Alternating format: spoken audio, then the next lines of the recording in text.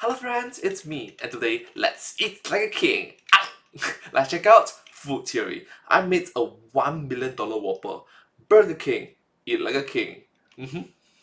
From the food theorists, together, let's go. Let's go. Burger King is giving away $1 million to whoever can make their next Whopper. Now, obviously, I've seen people all over YouTube trying to win this, showing off their entries, but I noticed that they're all going about it the wrong way. I've seen people use things like truffle, caviar, Wagyu beef, all things that would make a Whopper worth $1 million, but not win $1 million.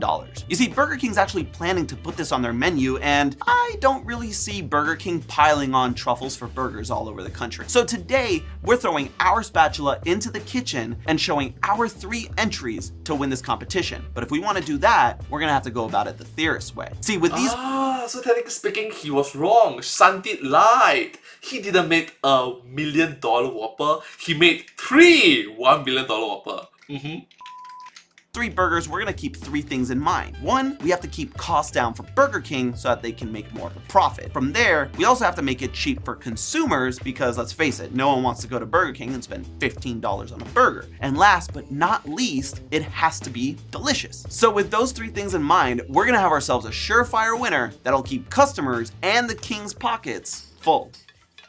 Food theory.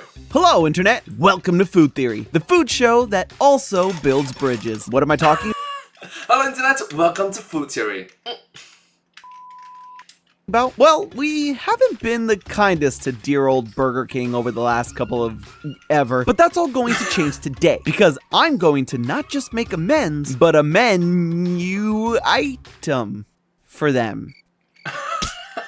So, earlier in the year, Burger King announced their $1 million Whopper competition, an open call for the Burger Kingdom to submit any and every wild Whopper topper combo to potentially earn a $1 million grand prize and a limited time only spot on BK menus nationwide. At the time of writing and filming this video, it's the last week of entries, so I hate to be the server of bad news, but by the time you're watching this, entries are closed. But just because it's too late to enter your own challenger into this BK beef off doesn't mean you're going to leave empty-handed today. Because in addition to seeing the highs and lows of my journey to become the kingmaker, my goal is to provide you with a fresh Whopper recipe. A recipe for the burger that I believe every fast food restaurant, not just BK, needs to add to their menu. But before we heat up the grill or start shopping for ingredients, we gotta steal Tom's shtick and do a bit of game theory. So Tom, stay over there. You don't have any lines in this one. Anyway, this is a It's like game theory, but competition. So if we're gonna win, we need to know what's allowed, how we're being graded, and try to read between the lines to suss out what Burger King is expecting from a winning burger. Only then Among Us, sus. will we be able to devise our unbeatable strategy. I painstakingly read through all of the fine print of the $1 million Whopper competition, and here's what we need to know. Starting with the Whopper itself, each entry in the competition has to include either BK's flame grilled beef patty or a vegan impossible patty. Additionally, we can only sandwich this between the standard BK buns. Sorry, but no pretty patties here. Where we are allowed to insert our creativity is with the 3 to 8 toppings that'll make our Whoppers unique. We mostly have free reign to put any ingredient we want into our burger, provided that the ingredients pass 3 criteria. Obviously, all the toppings chosen have to actually be edible. For safety reasons, we can't include common Ooh, I saw that. Rock pin sauce. allergens like peanuts or shellfish. The King also specifies that we cannot add any kind of beverage to our burger, so crafting a Coke marinated Whopper melt is a no-go, even though it would be right up our alley. The official rules also tell us exactly what the judging process will look like. After the contest submission period comes to a close, Burger King will have a panel of judges select 3 finalists based on 3 key categories: feasibility, popularity, and innovation. And here is where our strategy will spawn from. Feasibility is worth 40% of the final decision. and is the most heavily weighted of the three, making it the most important criteria for us to consider. This means we need to focus on the availability of ingredients, their cost, and whether it's something that restaurant kitchens can easily store, prep, and use. So, adding an expensive white truffle cheese to our Whopper might taste delicious, but Burger King won't see it as cost-effective or easy to source. Likewise, any item that takes too long to prep, can't be made with the kitchen's appliances, or even takes up too much space in the deep freezer will get the axe. Next, BK will assess popularity, worth 30% of a burger's total score. And this, theorists, is where you can come in. See, if you want to help our Whopper get picked, there's a public voting period later on where you can actually vote for our entries. If you want to get updates for that, make sure you click the subscribe button below so that you can help the Food Theory Whopper be the winner. Aside from that, this score... Thank you so much. Subscribe. Thank you so much. Truly appreciate it all. Thank you. will also be based on the expected appeal of the Whopper to the widest range of BK diners. So, although there are sure to be some unique, one-of-a-kind combinations, those aren't what they're looking for. The King actually wants to sell these burgers, and apparently, the B in BK stands for basic. Burger King will, however, take our Whopper's innovation into consideration for the final 30%. They'll evaluate culinary creativity, including how well each topping captures an authentic flavor or highlights a particular culinary tradition. They're also looking for a new twist on classic combinations that combine toppings in a brand new way. Finally, this category will consider the overall visual appeal of the final product. If the Whopper looks mouth-wateringly good, it'll have an advantage against less appealing competitors. Every entry then had to be submitted through Grillium, an AI that not only approves the toppings but spits out an image of what your burger may look like. After a few practice rounds of the least appetizing burgers I could dream up, a few things became clear about Grillium. First, ingredient order doesn't matter, which unfortunately means we're gonna have to throw away the results from our previous burger food theories. Secondly, even though we're allowed 8 ingredients, sometimes the AI image just prints out a select few. Not to be that guy, but this breakfast burger is actually supposed to have waffles and lettuce on it. Grillium only shows me strawberries, pancakes, whipped cream, and chocolate.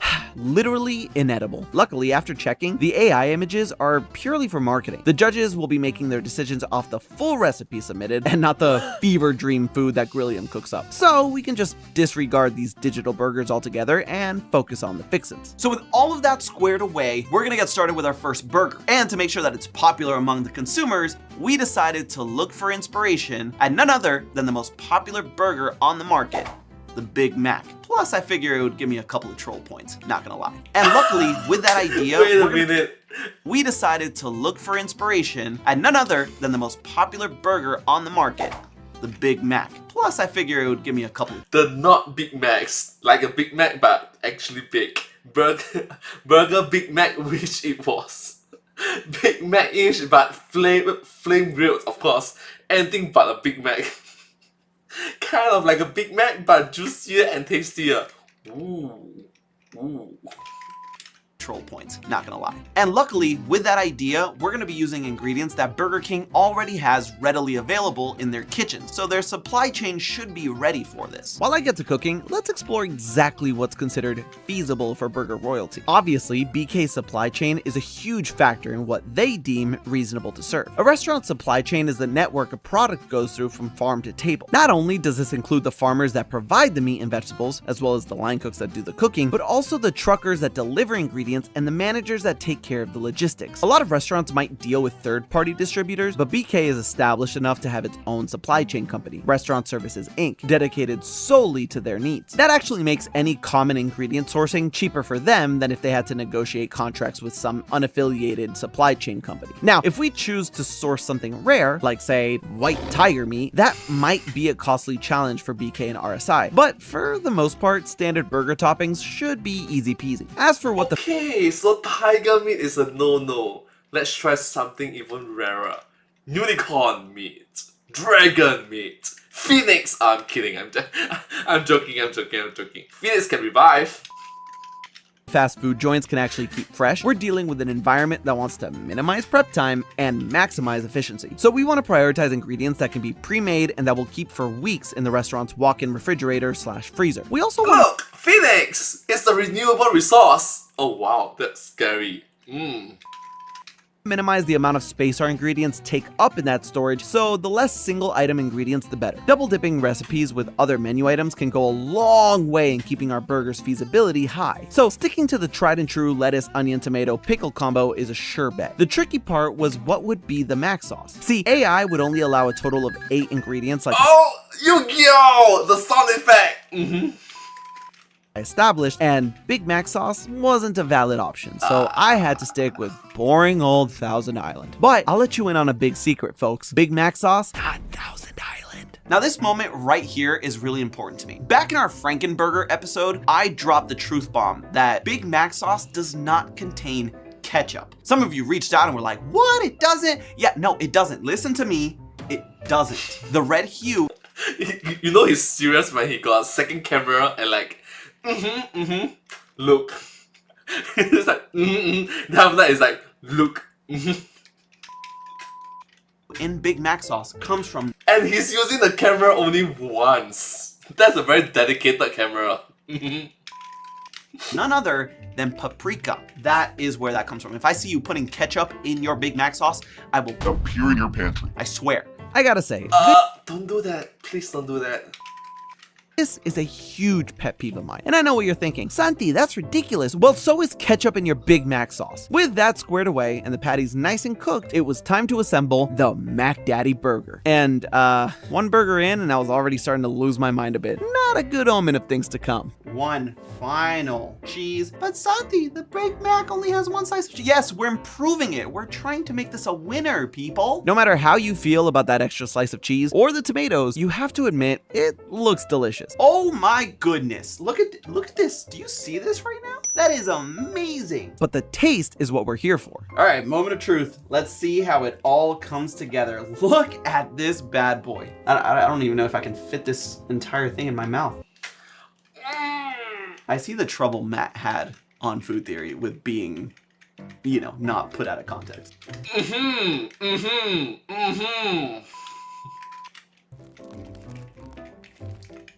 Oh my god. Wow. I need a napkin. Oh boy. Ah! I should have seen this coming. We going for another bite. Oh.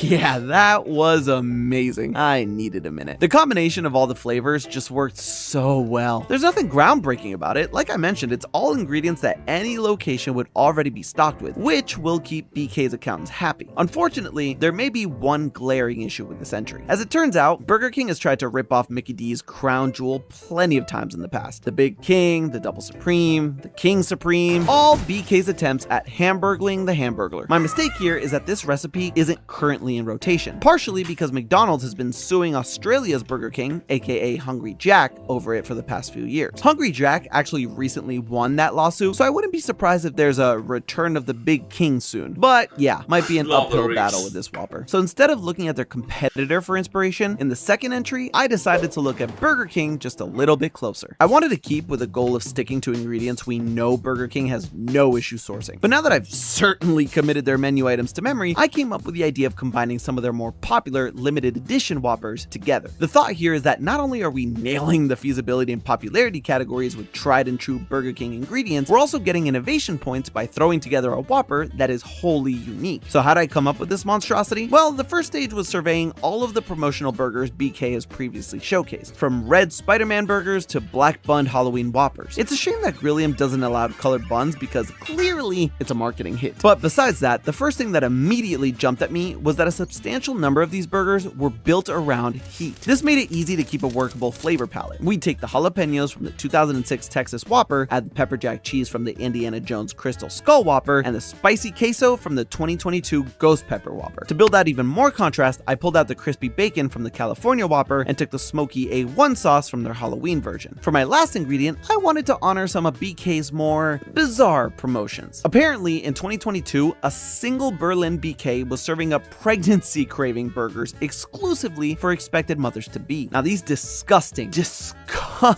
combos are bad, but they also provide plenty of variety. I know how many of you are secretly hoping I'd add ice cream or fish to my recipe, but I'm nabbing those fries and not looking back. Not because I'm afraid of those ingredients, but because we have a popularity score to worry about, which, after tasting, most definitely needed to worry about it.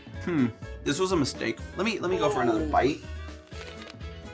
No, why? Seriously, nothing about this burger worked. There's a reason why these ingredients were used on separate Whoppers, but even then, I feel like it wouldn't have worked in their own respective burgers. Is it logical from a practical standpoint for Burger King? Absolutely. Is it going to win the popularity category? Most definitely not. So for the final entry, I decided to shift focus slightly. See, the first two burgers focus more heavily on the two categories I've been referring back to, feasibility for Burger King and popularity. But there's one final category in the competition that I want to highlight with this last entry: culinary creativity, or how well we highlight a particular cultural tradition. That meant getting a little more personal this time around. We're gonna be taking a classic Argentinian appetizer or sandwich, however you want to call it, the choripan, which is essentially just chorizo and pan, bread, mashed together. You put it together, it's delicious. Some people put tomato on top, and most people put chimichurri or chimichurri. Oh God, it just feels wrong. It feels wrong to say it like that. It's like saying he's using the second camera again. Argentina instead. Look, I only have one camera, so I recognize the importance of having two cameras. Of like Argentina, you know, it's weird for me. I feel like. Anyway, For those of you not familiar with chimichurri, it's a sauce or condiment that Argentinians often put on our meat. In fact, it's the only thing other than salt that's even allowed on there. It's composed of a lot of oil, parsley, oregano, garlic, and vinegar. There's also some variety from person to person in some other things, like red pepper flakes or chilies to add heat. The exact origins of it are a little hazy. Some say that it has roots in Basque settlers in Argentina, while others say it comes from an Irishman who signed up to fight for Argentine independence, and that the name chimichurri actually comes from the English name Jimmy McCurry. Yeah. No matter what the origin though, the sauce is now forever linked to the country's cultural identity. so we're set and ready to go, but there's actually one final thing I have to do. A quick wardrobe change. What do you want from me? I have a flair for the dramatic. And before I sizzle some patties, I want to point out just one more thing. Wait a minute. Chorizo- There's actually one final thing I have to do. A quick wardrobe change. What do you want? Oh, Thanos snap! I am inevitable. That was lousy. Camera is okay. For me, I have a flair for the dramatic. And before I sizzle some patties, I want to point out just one more thing. Chorizo is an ingredient that's popping up more and more around the country. You may see it now in breakfast burritos and Mexican dishes, but this is not that kind of chorizo. Mexican chorizo, the more popular kind in the US, is made primarily with vinegar and chilies, which makes it spicier and gives it a reddish hue. And Argentinian chorizo is made primarily with red wine, oregano, and garlic, which gives it a full-bodied, earthy flavor that pairs perfectly with chimichurri. Speaking of which, with my chimichurri ready to go, it was time to finish off the patty and assemble this bad boy. Is it hot? Is that a serious question? No, Jason, the sizzling pan was surprisingly brisk. Ridiculous questions aside, the chori patty was actually looking delicious, and I couldn't wait to dig in. This is looking way better than the Burger King Whopper, just right off the top. The Whopper had nothing on this. Wow. Oh man. Am I a little biased? Sure, but it was good. I even had to get Jason to come in to try it. Unfortunately, his palate is clearly not refined enough for this burger. I think it might be a little bit too on the earthy side for Burger King. I might like Want a little bit mix the chorizo with the beef for one patty rather than two separate ones. more. That's blasphemy. You know what? Here, I'm gonna take another bite. Oh, okay. See, he can't stop. He can't stop himself. That's what you want, Burger King. It is good. I also haven't eaten in like 3 days because I've been working on this set. We didn't need the caveat. They don't feed us at all. And I will continue to not feed you after this. But the takeaway here is that I'm sorry. Look at right sides. You know they have good chemistry. You know the hosts. For curmudgeonly Jason, that was a glowing review. But how will it stack up to the competition's 3 criteria? Let's start with feasibility. Luckily, most of the ingredients on this burger are already well known to the King's Kitchen, so it won't be difficult to acquire and store the cheese, vegetables, and condiments used for the choripan burger. Really, it's the chorizo patty and the chimichurri that's going to be novel for BK kitchens. Thankfully, a pre-made chorizo patty is just as easy to find fridge space for as beef or Impossible Burger patties, and raw chorizo can last unopened in the freezer for up to 6 months, or in the refrigerator for about a week.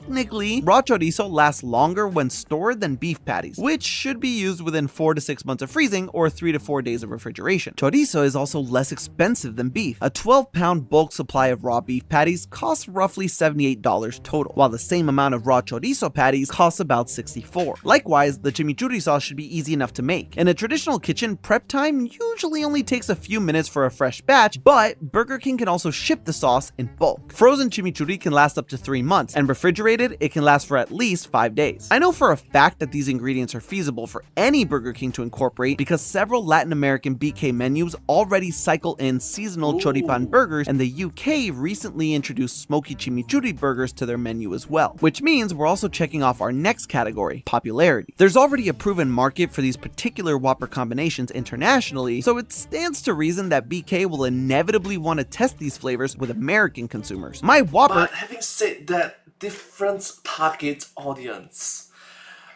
Maybe it works overseas, but I'm not sure if it works like in my country, Singapore.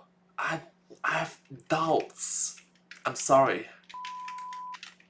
Is that opportunity. Finally, let's talk criteria 3, innovation. By its very nature, my choripan Whopper is already a spin on a cultural classic. Growing up, I used to eat these all the time, whether it was birthday parties or family gatherings, you name it. And not only does it carry the Argentinian seal of approval, its iconic taste profile is criminally untapped by American fast food chains. And this may be the King's golden opportunity. Don't just take my word for it, take Jason's. And Burger King, you gotta look past our rocky history. I know that we've had our opinions about your food in the past and we haven't been the kind. I mean, I know that I started my journey as host bashing your spicy chicken sandwich into the ground repeatedly where it belongs. But I think this could be the start of something new, something great. Please give our Whopper a shot. And for the rest of you, we'll make sure to keep you updated because there will be a public voting stage where you can help us get our Whopper onto Burger King's menu. That's it for now. And remember, that's just a theory. A food theory. Bon appetit. Well, thank you so much. Hope you enjoyed, and I hope to see you all in the next video. Thank you. Hope you enjoyed this video. It was very fun, creative, and just enjoyable to watch. Quite entertaining to watch as well. Thank you so much, Santi. You did a great job. And the team that this videos, you guys are amazing. But hey, that's just a theory. A food theory. Bon appetit. And I hope to see you all in my next video. Thank you so much. Subscribe. No, but seriously, thank you so much. Thank you.